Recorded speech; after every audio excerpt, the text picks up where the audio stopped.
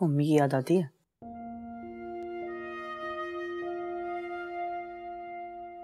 बहुत। हम दोनों ही उसे नहीं भूल सकते बेटा। उससे हमारा रिश्ता ही ऐसा था, और वो थी भी तो इतनी अच्छी कि हम तो क्या, कोई दूसरा भी उसे नहीं भूल सकता।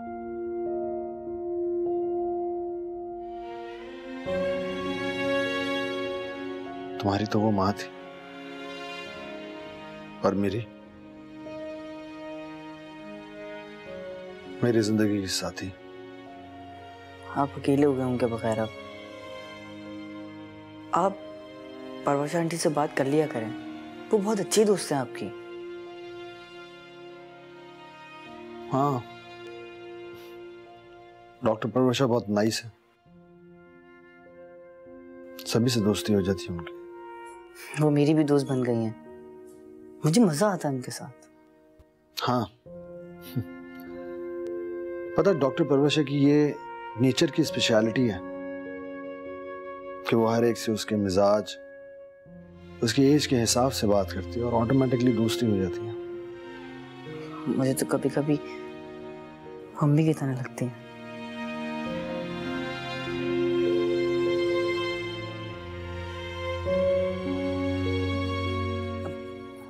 अब्बू, मेरे पास एक आइडिया है। क्या क्या आइडिया? आप परवश आंटी से शादी क्यों नहीं कर लेते? उमर, क्या कह रहे हो तुम ये? अब्बू, वो बिल्कुल परफेक्ट है अम्मी के लिहाज से, मेरे लिए। बेटा, किस तरह की बात कर रहे हो तुम? ये तो कैसे पॉसिबल है? अचानक से इस तरह की बात तुम। अब्बू, ये पॉसिबल है। बेटा, ये पॉसिबल नहीं है। परवशा कोई आम लड़की नहीं है, शी इज अ डॉक्टर। उसकी अपनी एक सोच है। आई डोंट नो उसने लाइफ पार्टनर के लिए अपने जहन में किस तरह का इमेज बनाया हुआ होगा। शायद मैं उससे पूरा ना उतरूं। और जहां तक मैंने ऑब्जर्व किया, मैंने फील किया, हमारी आपस में एक दूसरे के साथ सिर्फ दोस्ती है, नथिंग एल्स। कुछ नहीं फील करते बेटा। अच्छा अब्बू, आप एक दफा पूछ तो सकते हैं? नहीं नहीं, मैं नहीं करूंगा। अब्बू, क्यों नहीं? प्लीज। उमर, तुम समझ नहीं रहे। इस तरह की बात ऐसे नहीं की जा सकती, वो बुरा मान जाएंगे। खामा में हमारी बातचीत खराब होगी। अच्छा, एक दफा पूछ लीजिएगा प्लीज। एक दफा प्लीज, एक दफा।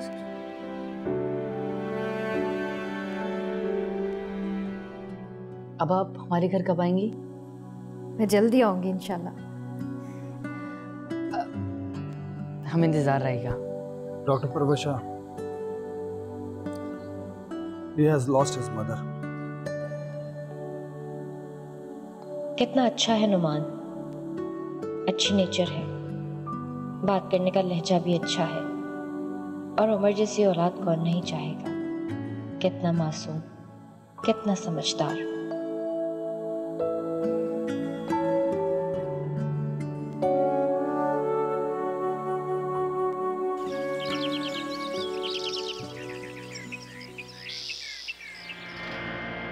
अरे ये क्या हो गया? नुमान की बीवी अगर वो डॉक्टर नहीं आ गई तो बड़ी मुसीबत हो जाएगी। खतीजा कम पढ़ी लिखी थी, फिर भी उसने सारे घर पे कब्जा जमा लिया था। ये तो डॉक्टर है, और वो भी दिमाग की डॉक्टर, नफ्सियाती कहीं की। सब तो पहले ही मरूब हो जाएंगे। सुल्ताना पहले कम थी क्या, जो एक और मुसीबत खड़ी हो गई है मेरे सर पर। सुल्ताना तो कितनी चालाक है, उफ, आते ही गठजोड़ करेगी उसके साथ। हाय, फिर मेरा क्या होगा? मैं तो बिल्कुल अकेली पड़ जाऊंगी। चंदा भी जा रही है, अम्मा भी आने को तैयार नहीं है, क्या करूं?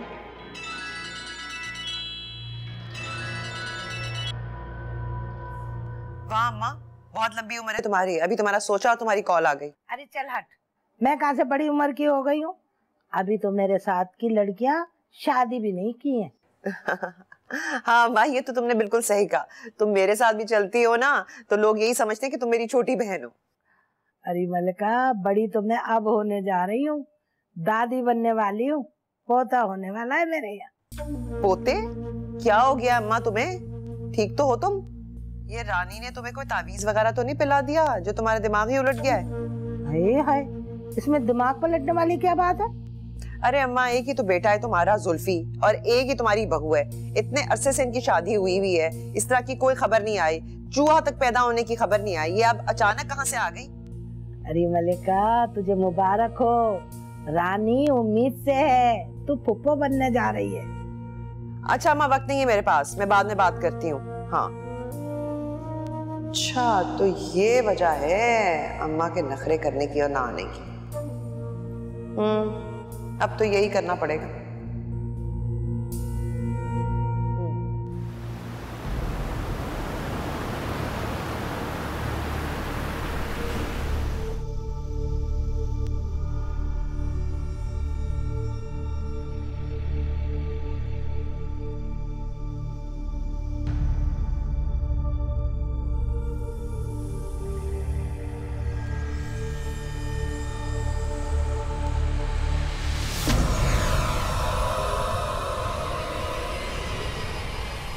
क्या हुआ मलका, तुम्हारी अम्मा अभी तक नहीं है? तुमने तो अपनी अहमियत अपनी अम्मा की नजर में भी गिरा दी। हाय, अब दूसरे भला क्या सोचेंगे तुम्हारे लिए। जिसने जो समझना है ना समझे, मुझे कोई परवाह नहीं है। और मैं वैसे भी आपको सफाइयां क्यों दूं? कहोगी भी तो क्या, कुछ कहने को होगा तब ना। कहने को तो बहुत कुछ है मेरे पास, लेकिन मुझे भाई आपके मुंह नहीं लगना। वैसे तुम जो बात मुझसे छुपा रही हो ना, वो मुझे पता लग चुकी है, इसलिए ये कोशिश भी बेकार गई। मुझे आपके जराए का और ये जो CID आपने मेरे पीछे लगाई हुई है ना, उनका खूब पता है। लेकिन कभी कभी किसी पर इतना एतमाद करना ना उल्टा पड़ जाता है, ये याद रखिएगा। अपने नफा नुकसान का तो मैं बाद में सोचूंगी, लेकिन हाँ, मैं ये सोची थी कि तुम्हारी अम्मा को मुबारकबाद तो दे दूं। आखिर इतने अरसे बाद वो दादी जो बन रही है। बस ये समझ में नहीं आ रहा कि तुम्हें फुप्पो बनने की मुबारकबाद दूं या अफसोस का इजहार करूं। अफसोस किस बात का? अरे भाई, एक तवील अरसे के लिए तुम्हारी अम्मा तुम्हारे पास जो नहीं आ सकेंगी। जाहिर सी बात है, अपनी बहू की तमादारी करेंगी या तुम्हारे नखरे उठाएंगी। अफसोस हुआ, बहुत अफसोस। मैं तो ये सोच रही हूँ कि अब तुम अपना खेल अकेले कैसे खेलोगी मलका। इतनी गलत फहमियां ना जमा करें कि उसके बोझ तले आके दम ही निकल जाए। और मेरी फिक्र तो आप बिल्कुल ही ना करें। मुझे कब करना है और क्या करना है मैं अच्छी तरह जानती हूँ। ना मैं पहले अकेली थी और ना मैं अब अकेली हूँ, समझिए आप? जान छोड़ दे मेरी।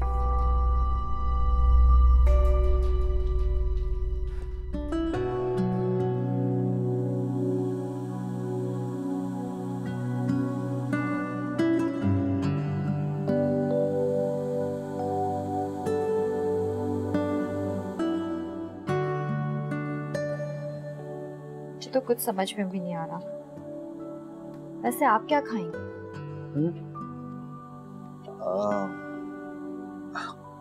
मुझे भी इनफैक्ट कुछ समझ नहीं आया।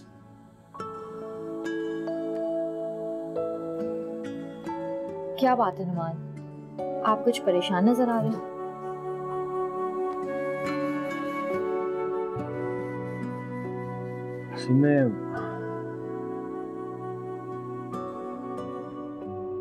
उम्र की फरमाइशें कुछ ज्यादा ही बढ़ती जा रही है।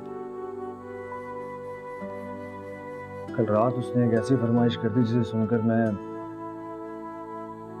हैरान भी हो गया और परेशान। तो इसमें हैरान होने वाली कौन सी बात है? बच्चों के जहन में जो बात आती है वो बिला झिझक बोल देते हैं। हम बड़ों की तरह नहीं कि बोलने से पहले 1000 बार सोचें कि कहीं ऐसा ना हो जाए, कहीं वैसा ना हो जाए। असल में हम बड़े अकल से काम लेते हैं ना, इसलिए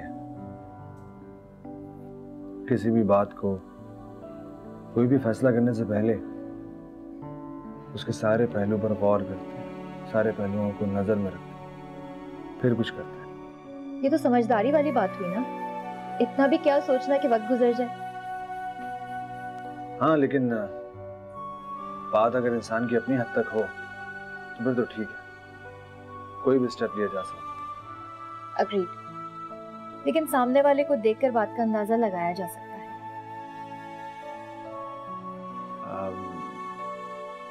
आपने पूछा नहीं कि उमर ने मुझसे फरमाइश क्या किया? नहीं, क्योंकि मुझे पता है आप मुझे बता देंगे। और अगर मैं ना बताऊं तो? फिर मैं ये समझूंगी कि कोई ऐसी बात है जो आप मुझे बताना जरूरी नहीं समझते।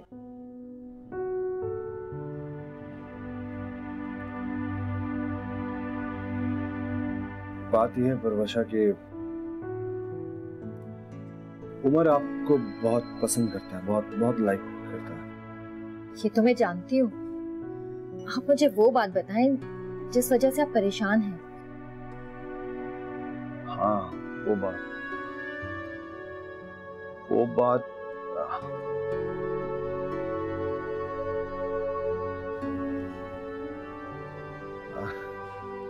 उमर चाहता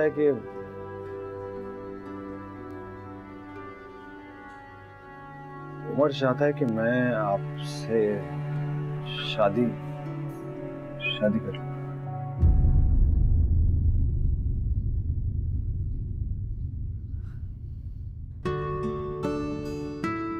तो ये बात थी।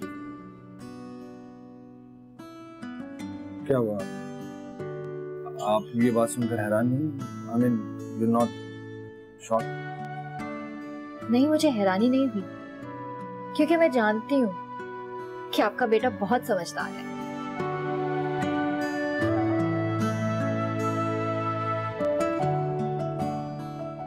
इसका मतलब है कि इसका वही मतलब है जो आप समझ रहे हैं। ओके।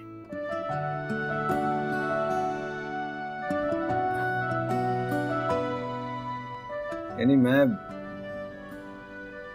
भी बिला वजह सोचकर परेशान हो रहा था। और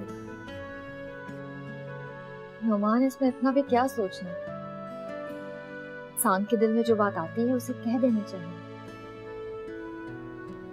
हाँ, कह देनी चाहिए, वेट नहीं करनी चाहिए।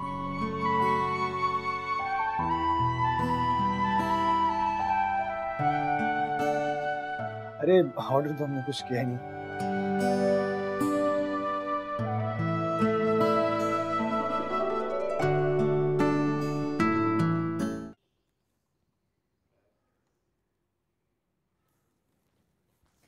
अब्बा जी, ये लीजिए, मुंह मीठा कीजिए।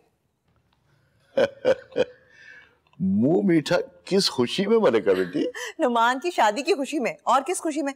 अरे मुझे तो इतनी खुशी हुई कि मैंने कहा फौरन आपका मुंह मीठा कराऊं। फिर सोचा मिठाई लाने में तो देर लगेगी, फौरन आपकी पसंद की खीर बना दी। ये भी नहीं सोचा कि नुमान ने मुझे अपनी खुशी में शरीक नहीं किया। अरे कोई बात नहीं, लेकिन मैं उसकी खुशी में खुश हूँ।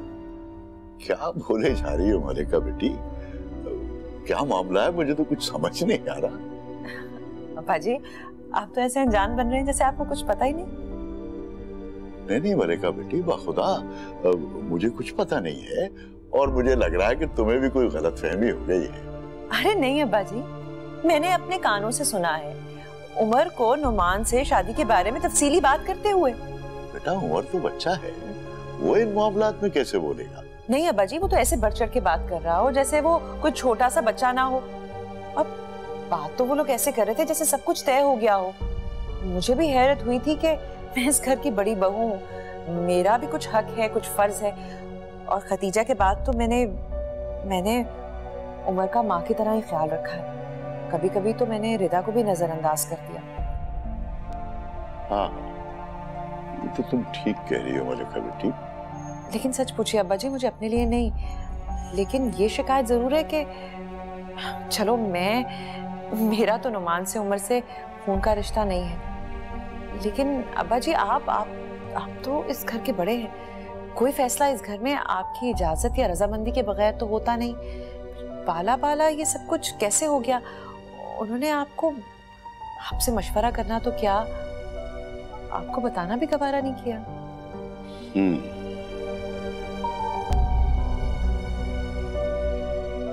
उमर तो खैर बच्चा है, लेकिन ये नौमान के रवैये का बहुत अफसोस हुआ है मुझे। यही तो मैं सोच रही हूँ अब्बा जी, इसी बात पे तो मुझे हैरत भी है, दुख भी कि उमर तो अभी छोटा है, उसके तो अभी दूध के दांत हैं। वो इस तरह बाला बाला बगैर किसी से मशवरा किए इतने बड़े फैसले कैसे कर सकता है। और नुमान को देखें, वो उसकी हर बात माने ही चला जा रहा था, जैसे जैसे उमर बेटा नहीं नुमान का बाप हो। मुझे तो सच्ची बात है अब्बा जी, कुछ समझ नहीं आई, लेकिन फिर मैंने सोचा नुमान की खुशी है तो मैं क्या कह सकती हूँ।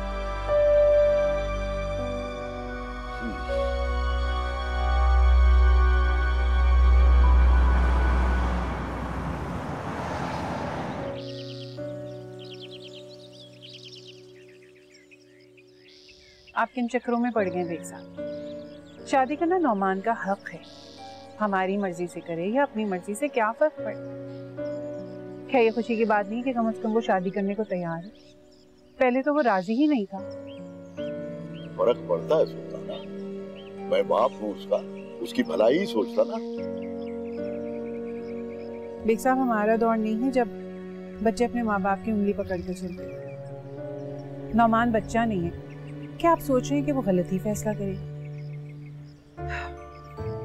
मुझे यकीन है कि उसका इंतखाब खूब हो। ताना, आज वो जिस मकाम पे है, यहाँ तक किसने पहुंचाया उसे? मैंने। तो क्या आप मेरा हक नहीं है कि मैं उसकी जिंदगी के फैसलों में शामिल हूँ? उसने तो ऐसा कुछ भी नहीं किया, एकदम से फरामोश कर दिया मुझे। बेग साहब, शायद आप भूल रहे हैं कि कुछ अर्से पहले आपने शादी की, उसकी मर्जी मालूम होते हुए भी आपने उसकी बात को अहमियत नहीं दी। फिर आज अगर वो शादी करना चाहते अपनी मर्जी से, तो आप इतने नाराज क्यों हो रहे हैं? कैसी बातें कर रही हो सुल्ताना? वो बात और थी, लेकिन दुनिया में औलाद के सारे मामलात वालिदैन ही तय करते हैं। इस तरह औलाद अपनी मर्जी नहीं करती फिरती। नौमान से मुझे ऐसी खुदसरी की उम्मीद नहीं थी। मुझे तो नौमान बहुत सादतमंद लगता है। आपको किसी ने बहकाया तो नहीं? हो सकता है नौमान ऐसा कर ही ना रहा हो। नहीं, ये खबर झूठी नहीं हो सकती। किसने कहा है आपसे? भाई, किसी ने भी बताया हो, जिसने भी बताया है उसने अपने कानों से सुना है।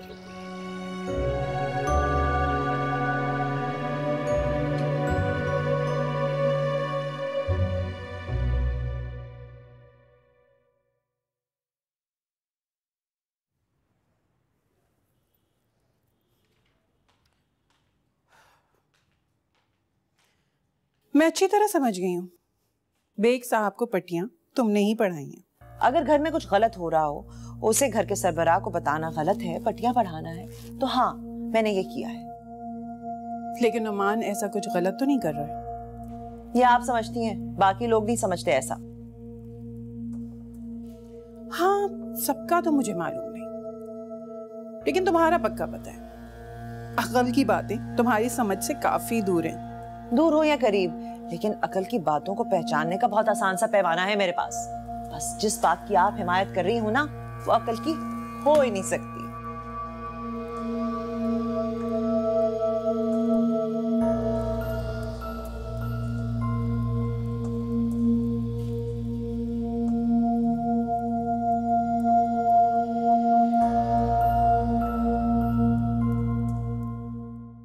रानी, ये ले, ये पी ले।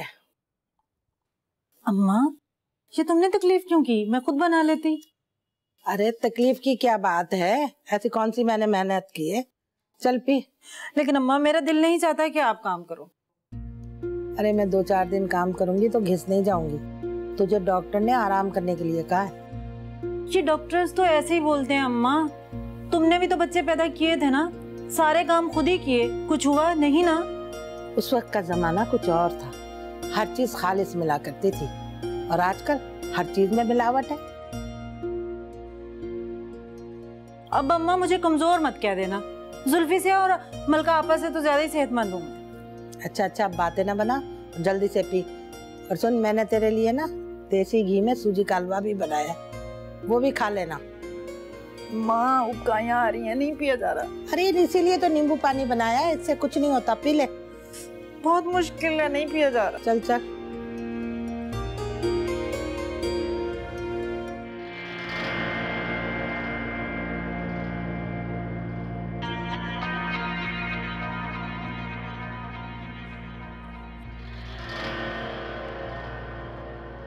अरे अरे नुमान, तुम कहाँ थे? इतनी देर क्यों कर दी? मैं कब से तुम्हारा इंतजार कर रही हूँ। मैं बस पास तक ही गया था भाभी। क्या हुआ, खैरियत? खैरियत कहाँ होगी, यही तो मसला है। वो सुल्ताना खाला जो है ना, सुबह से अब्बा और वो कमरे में घुसे हुए, खाना खाने के लिए भी नहीं निकले। अरे मुझे नहीं पता कि अंदर वो क्या पट्टियाँ पढ़ा रही होंगी उनको। हो सकता है भाभी कोई और बात हो, आपको यही ख्याल क्यों आया? अरे नहीं नहीं, मैं बहुत अच्छी तरह जानती हूँ तुम्हारी सुल्ताना खाला को, बहुत चालाक है वो। अरे पता नहीं क्या क्या अब्बा जी के जहन में भर रही होंगी, हमारे खिलाफ कर रही होंगी। तुम देखना, कोई नया फिसाद खड़ा होगा, तुम देख लेना।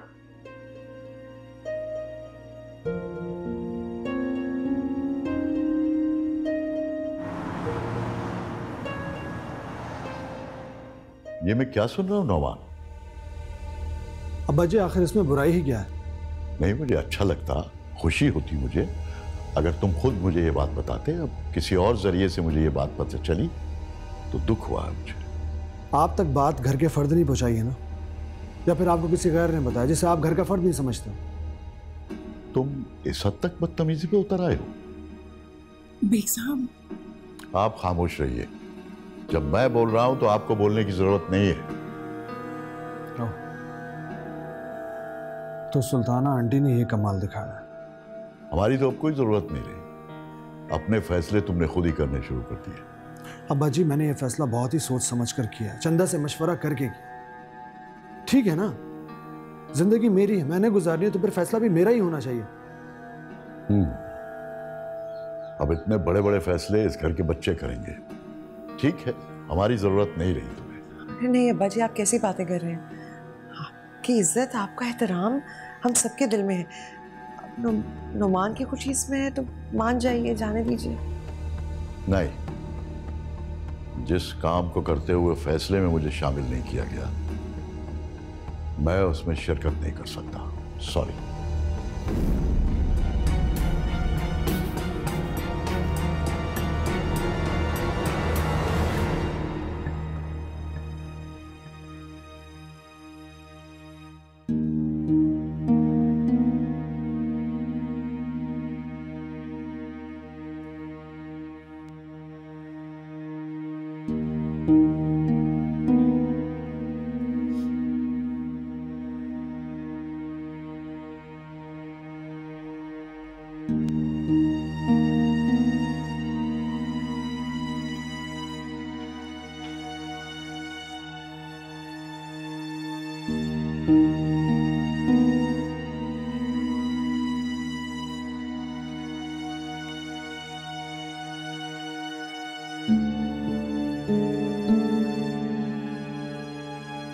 चंदा,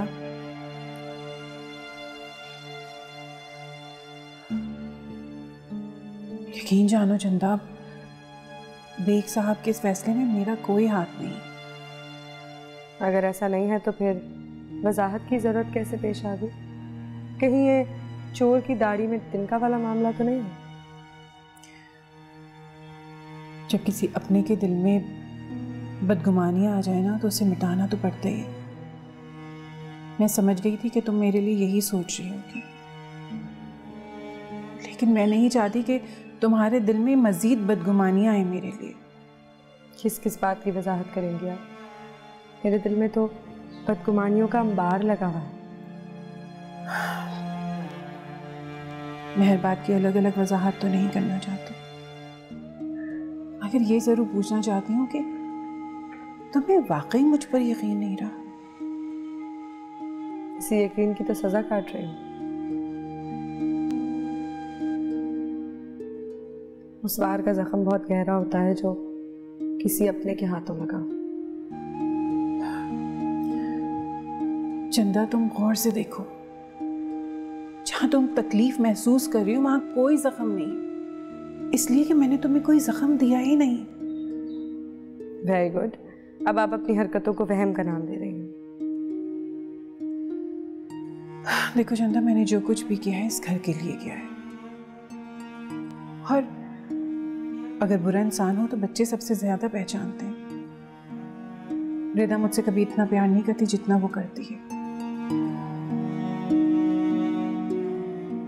देखो चंदा, जब मैं यहाँ आई तो तुमने और सुरैया ने मुझे बहुत कुछ मलका के खिलाफ बताया। मैं बहुत मोहतात हो गई थी, और जब मेरा मलका से सामना हुआ तो वाकई वो सब कुछ सच था। अब जब सामने वाला दुश्मन तोप लिए खड़ा हो तो तीरों से तो मुकाबला नहीं किया जा सकता।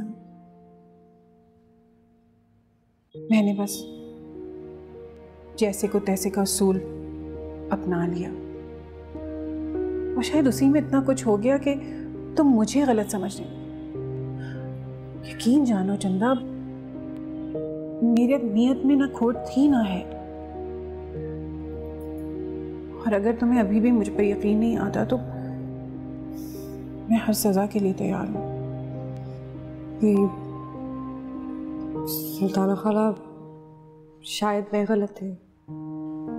आप मुझे ये सोचकर माफ़ कर दें कि मैंने सिर्फ आप पर ही नहीं बल्कि खुद पर भी यकीन नहीं किया।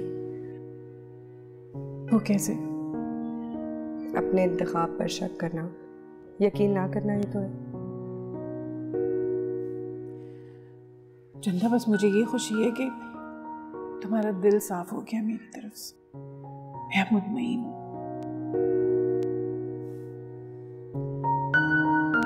अब तुम कहोगी ये वापस रख के आओ। अच्छा भाई, रख दूंगा मैं। ये बताओ कि सारा दिन क्या किया तुमने? तुम ये अपना ख्याल नहीं रख रही हो, मुझे ये लग रहा है। देखो कितनी कमज़ोर होती जा रही हो। जुल्फी, मुझे अपना ख्याल रखने की क्या ज़रूरत है? अम्मा मेरा इतना ख्याल रखती हैं कि मुझे अपना ख्याल रखने की ज़रूरत ही नहीं पड़ती। ये तो है। वैसे एक बात नहीं है रानी कि ये हमारा बच्चा कितना मुबारक है कि उसके आने से पहले ही सास और बहू एक हो गई। अल्लाह का लाख लाख शुक्र है, ये बच्चा हमारे लिए ऐसे ही खुशियां लेकर आए। आमीन, अल्लाहुम्मा आमीन। लेकिन जुल्फी, मुझे लगता है आपा को बिल्कुल खुशी नहीं हुई इस बात की। ऐसा क्यों सोचा तुमने? देखो, अम्मा की खुशी अम्मा के चेहरे से नजर आती है, और अम्मा फिर मेरा कितना ख्याल रखती हैं, सारा दिन केयर करती हैं, सारा दिन मुझे कुछ ना कुछ खिलाती पिलाती रहती हैं। और आपा एक फ़ोन तक नहीं किया, कम से कम फ़ोन करके मुझे मुबारकबाद ही दे देती, लेकिन नहीं किया। सही कह रही हो तुम। मुझे ये समझ में नहीं आता कि आपा को तुम पर इतनी खार है क्यों? जुल्फी, मुझे लगता है आपा ना पुरानी बातें भूली ही नहीं, वही दिल में रखी हुई है। नहीं भूलती हूँ, ये तो आपा की आदत है, बात नहीं भूलती हूँ।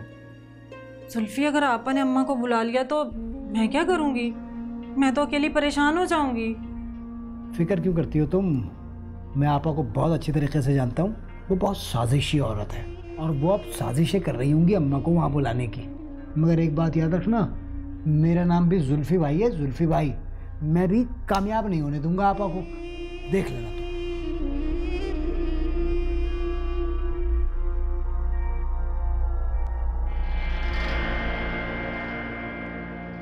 ये क्या हो गया? ये तो सारी चाल ही उल्टी हो गई। मैं तो शादी रुकवाने के चक्कर में थी, पर यहाँ तो बिल्कुल ही उल्टा हो गया सब कुछ। मैं तो समझती नुमान अब्बा जी की नाराज़गी को अहमियत देगा, मामला ख़त्म हो जाएगा।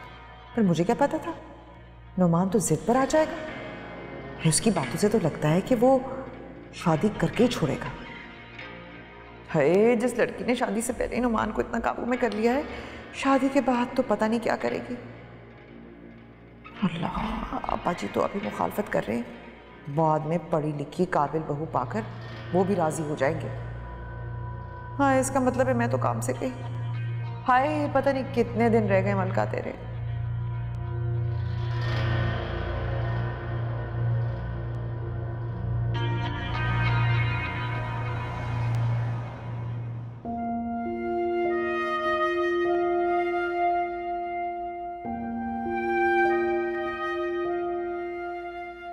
अगर आप ये समझते हैं कि आप सोचते हुए बहुत अच्छे लगते हैं तो ये आपकी गलत फहमी है। परवशा, मैं जो बात तुम्हें बताने जा रहा हूँ शायद उसके बाद तुम भी सोच में पड़ जाओगे। तो बात करते हैं ना, क्या पता कोई हल निकल आए। देखो, मैं तुम्हें अपने घर के तमाम मसले मसाइल बता चुका, तुमसे कुछ भी नहीं छुपा हुआ। जी। अगर मैं तुमसे कहूं कि अब्बा जी हमारी शादी में शरीक नहीं होंगे तो तुम्हारा फैसला क्या होगा?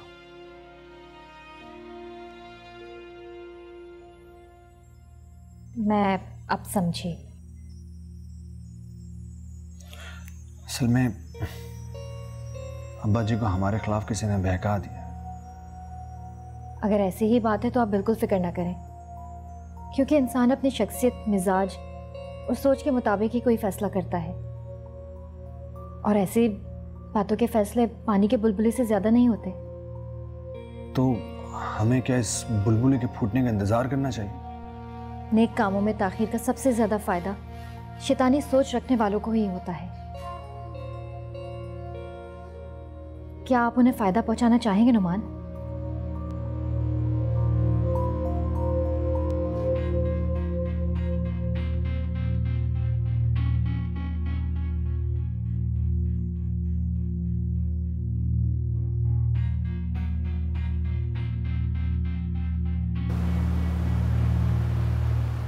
आप बिल्कुल अपना ख्याल नहीं रखते बेग साहब, देखें कितने कमजोर लग रहे हैं।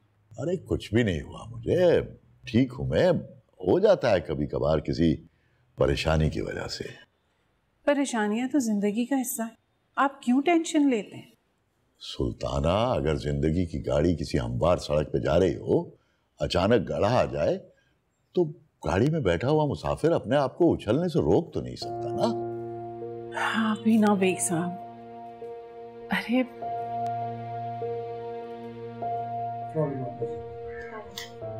वालेकुम अस्सलाम। वालेकुम अस्सलाम। नौमान, ये कौन है? ये परवशा है, मेरी बीवी।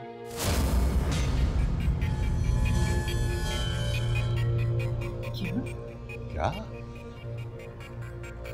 नौमान, तुम इतने खुदसार हो गए कि हमारी इजाजत तो दूर की बात, तुमने हमारी शिरकत भी जरूरी नहीं समझी। हमने ऐसा चाहा था, लेकिन आपको किसी के पढ़ाए हुए सबक अपने बेटे की खुशियों से ज्यादा अजीज। तुम हद से बढ़ रहे हो नौमान, मायूस किया है तुमने मुझे। बेग साहब, जो हो गया सो हो गया, अब आप खुश दिली से अपनी बहू का इस्तकबाल कीजिए। मैं ऐसी बहू को कबूल नहीं कर सकता जिसने मेरे सबसे फर्माबरदार बेटे को मेरे सामने ला के खड़ा कर दिया। बेग साहब, तुम लोग बिल्कुल फिक्र ना करो, तुम तो अपने अब्बू को जानते हो, किस दिल के आदमी है वो। भी बस गुस्से में है इसलिए सब कुछ कह दिया, बिल्कुल ठीक हो जाएंगे। जी आंटी, मैंने इनके गुस्से के पीछे छिपे प्यार को महसूस कर लिया है। ये तो बहुत अच्छी बात है, ये तो बहुत समझदार लग रही है। तुम बैठो, मैं उमर को देखता हूँ। अरे हाँ बैठो, देखो मैं तुम्हें बोलना ही भूल गई।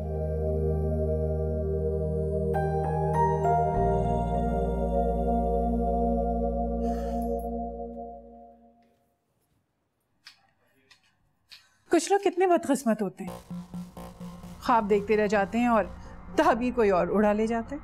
अच्छा, अभी ऐसा इस दुनिया में कोई पैदा तो नहीं हुआ जो मेरी आंखों से ख्वाब छीन सके? अरे मलका, दुनिया में नहीं इस घर में आ चुका है। अच्छा, अगर आपको ऐसी कोई खुशफहमी है ना कि आपको 30 मार खान है, तो ऐसी खुशफहमी दिल से निकाल दें, एमे को दिल की बीमारी ना हो जाए। तो मैं हमेशा मैं ही क्यों नजर आती हूँ? अरे इस दुनिया में और लोग भी हैं, और बाज दफा तो अल्लाह ही बंदोबस्त कर देता है।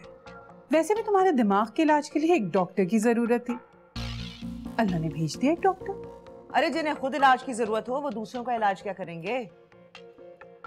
मैंने कहा ना, तुम्हें हमेशा मैं ही क्यों नजर आती हूँ? अपने वजूद को इस कमरे से और अपने दिमाग को साजिशों से निकाल कर देखोगी ना, तब तुम्हें पता चलेगा तुम्हारे इर्द गिर्द हो क्या रहा है। बाकी दुनिया से मुझे क्या कर्ज, जो भी हो मेरी बला से। हाँ, मेरे इर्द गिर्द वही होता है जो मैं चाहती हूँ। कभी कभी दूसरों को खुशफहमी का मरीज समझने वाला खुद ही इस मर्ज में मुब्तला हो जाता है। वैसे मुझे तो अफसोस इस बात पर होता है कि नौमान पर शादी का भीगा हुआ पासा तुम पर ही उलट कर आ गया। वैसे तुम्हें तो एक दब्बू सी कमजोर शख्सियत की देवरानी चाहिए थी ना, जिसमें तुम खूब हुक्मरानी कर सको। लेकिन एक मजबूत शख्सियत की देवरानी पर तुम जाल कैसे फेंकोगी मलका?